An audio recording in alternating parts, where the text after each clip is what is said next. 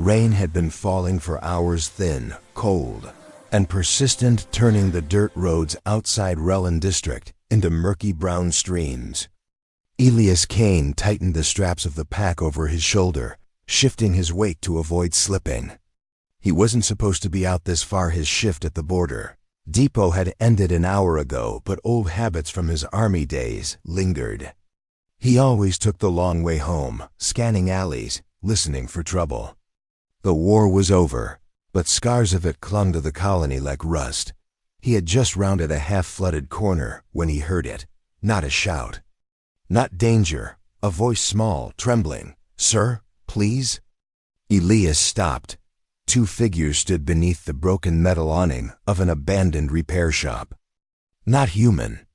Their silhouettes were too slender, too soft. A pair of young Velari siblings, fox-eared aliens with dusk blue skin, no older than 10, maybe 11. Their clothes were soaked, patched, and too thin for the weather. The girl stepped forward first, hugging something wrapped in her arms. The boy stood half a step behind, eyes wide with fear but trying to look brave. The girl swallowed. "Please, sir, could you give our puppy something to eat?" she whispered, lifting the tiny bundle. Elias blinked. "A puppy?" The cloth shifted, revealing a trembling little creature, half Velari hound, half some stray mix. Its ribs were sharp through its wet fur. It let out a weak, pitiful whine. The boy added quickly, "Mom hasn't cooked in 3 days. She's still sick. Really sick."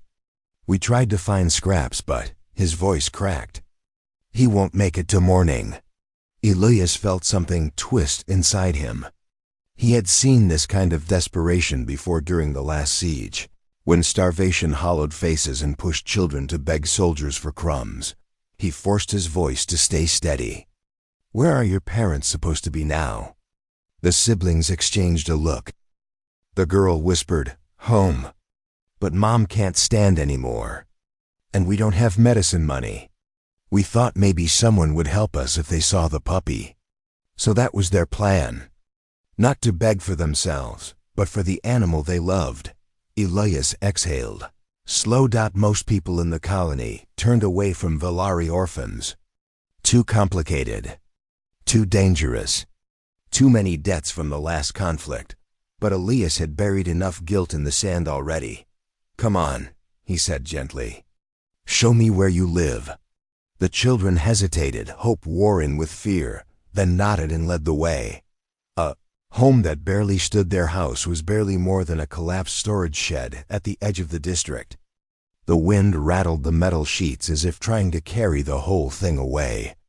When the door creaked open, stale air rushed out, thick with dampness and sickness. Inside, an alien woman lay on a woven mat, her breathing shallow, her eyes half open but unfocused. Too fragile. Too pale for a Velari. Elias crouched beside her. "Ma'am, can you hear me?" Her lips trembled. "My children. They didn't bother you, did they?" "No," Elias said softly.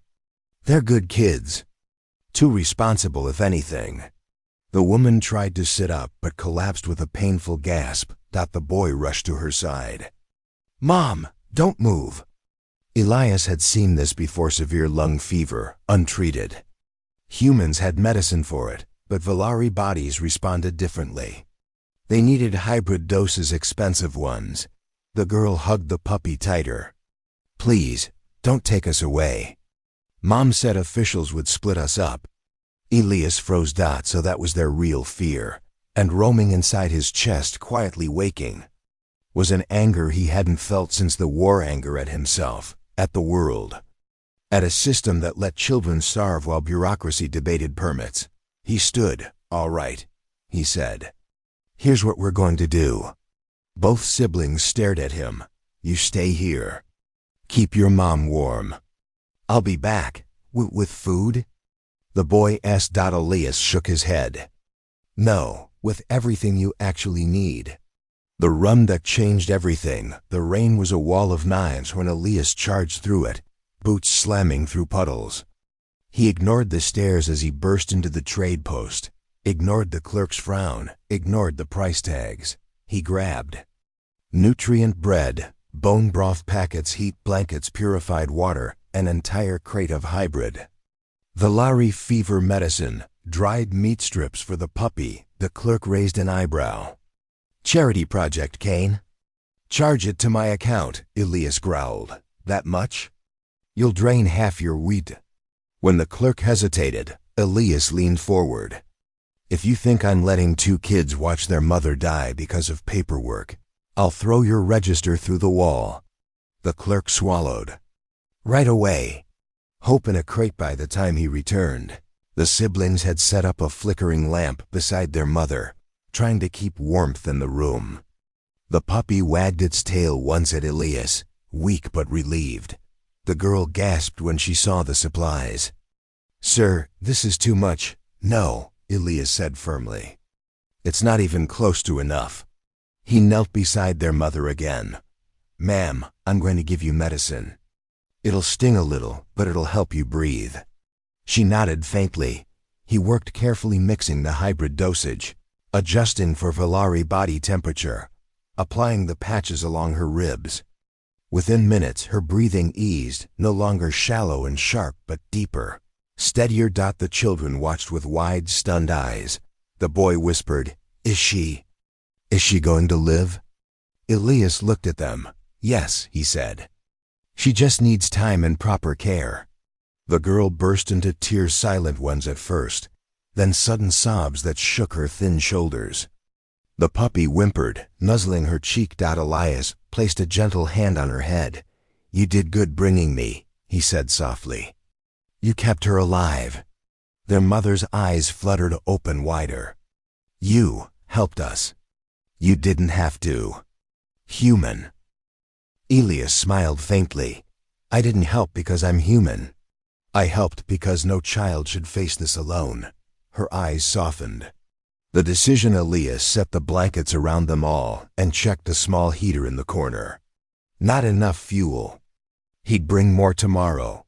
The girl tugged his sleeve. Sir, will you come back tomorrow? Just to check on Mom? Elias hesitated.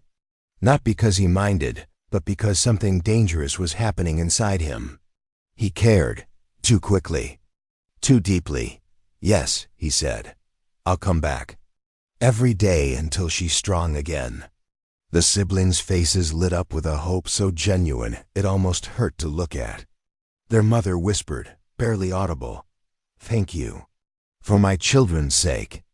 Elias shook his head. You don't owe me thanks. Just get better. They need you.